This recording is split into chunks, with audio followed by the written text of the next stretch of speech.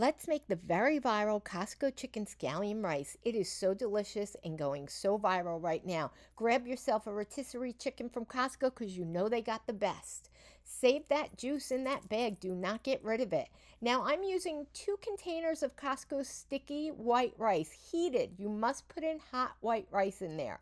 Get your chicken shredded or chopped, put it back in the bag, a whole bunch of scallions. Now, soy sauce.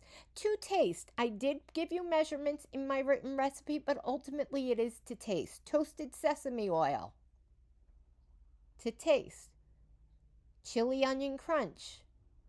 If you don't want it too spicy, don't put too much in. If you don't like it spicy at all, don't put any in. Now, give it a good mix. If you're really daring, close that up and give it a good shake. There you go. It is so delicious. It may not look beautiful, but let me tell you, this is such a delicious, great meal. Such a good hack. You're just buying a rotisserie chicken. You got to cut it up anyways. A couple of more things added in, and you have yourself an incredibly delicious new meal.